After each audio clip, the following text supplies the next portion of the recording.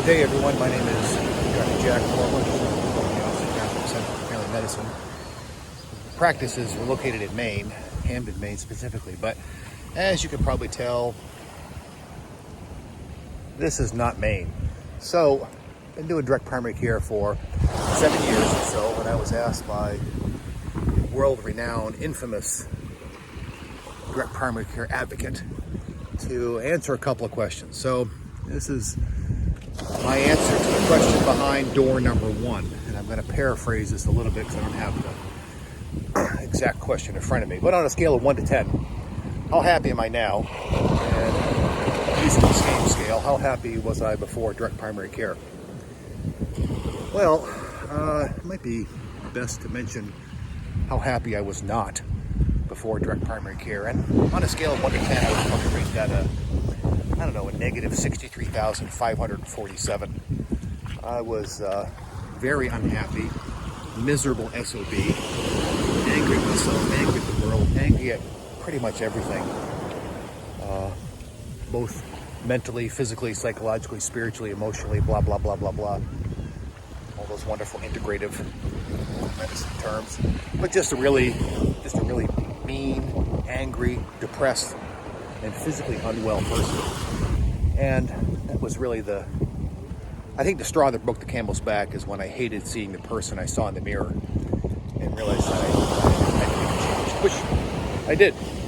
There really wasn't the framework of direct primary care we have now, so shooting from the hip would be an understatement. But regardless, suffice to say, I was a mean you-know-what. So, I'm happy right now on a scale of 1 to 10. I don't know, about 63,453,872,153. Something like that. So, direct primary care is really about me to, number one, not hate the person in the mirror. Number two, kind of fall in love with medicine again. And all that kind of fuzzy juju stuff. But really enjoy life again. So, I guess the piece of advice I would give this market really comes down to the Nike commercial. Just do it. Don't let anyone tell you that you can't, because you can. If I can figure it out, anybody can figure it out. So, I'll get back to you on questions 2 and 3 in a short bit. Well, good day again, folks. This is your friendly neighborhood reporter, Jack Forbush of the Osteopathic Center for Family Medicine in Hamden, Maine, reporting on-site at the Costa Rica division of, WKRP 2.0, also known as DPC News. On to question number 2. If you are not a doctor, then what would you be and why? Well, that is a painfully obvious question. I'd be a rock star. Rock star. Yeah, rock star. Maybe as a backup, I would be like a professional obstacle course racer, like Spartan racing and things like that.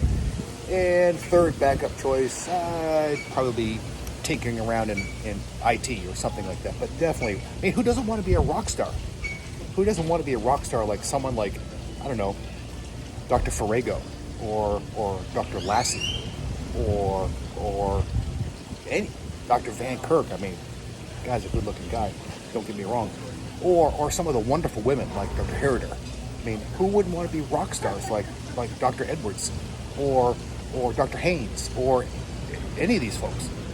But totally, I would be now, I'm not saying I would exactly bring the crowds in. I'm not saying that, but I would definitely have a good time. See, it'd give me a good excuse to put some new strings on my 73 Les Paul Custom and run it through my Mesa Boogie, turning it all the way up to 11. Yes, 11. And some of you will get that reference and some of you won't. And if you don't get the reference, then just Google, turn it up to 11, and then watch the movie. Life-changing movie. Absolutely life-changing. But yeah, I'd be a rock star. So number 2, obstacle course racing. I'm kind of into that sort of stuff, getting down and dirty, getting shocked with electrical wires and the ice dunk and fire pits and all. Yeah, I'm kind of into that. I'm into that stuff. A little pain goes a long way. And as far as my third choice, IT, well, you guys know I'm kind of geeky like that. I like to tinker with things, destroy servers, destroy computers, rebuild them, all that kind of wacky stuff. So anyway, that's my answer to question number 2. If you are not a doctor, what would you be and why? This is not Les Nessman reporting from the Pork Association annual event, and I don't plan on getting the Silver Sow Award anytime soon, but nonetheless, I'm reporting from a very secret location. You guys have a great day. Amigo, uno más cerveza, por favor. Gracias. Oh yeah, one video. Oh, hey, sorry about that, folks. I didn't realize I'd already hit the record button. Let me just clear my throat here a moment.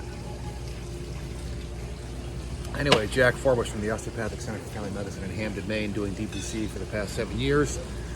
Moving on to the question behind door number 3. What famous celebrity meeting, sighting, or interaction have you had? Well, let me just move around a little bit here, because up until last year, when our entire society shut down, I had the privilege of being the rock doc for all of the concerts in Bangor, the town right next to me. And I don't mean these little, sideshow acts. These are pretty big acts, country, western, and rock. I'm not a big fan of country and western, but nonetheless, a lot of country and western stuff. Rock and roll, typical rock and roll, as well as they always had this really nice festival, which I can't remember the name of the band, but the name of the festival had a lot of really cool bands like Skillet and Hailstorm and a bunch of bands like that. So that was a lot of fun. So thinking back on which interactions were the most memorable, and I'll try to keep this video publicly consumable, if you understand what I mean. But I think probably the most fun interaction I had was hanging out with Def Leppard. I hung out with them for essentially 2 days, 6 or 8 hours on one day, and basically the afternoon and well into the evening after their show when they played in Bangor. And what a bunch of cool cats. I mean, just really straightforward kind of guys. Showed me a lot of pictures of their homes in Ireland and England, and I just literally just enjoyed hanging out with them.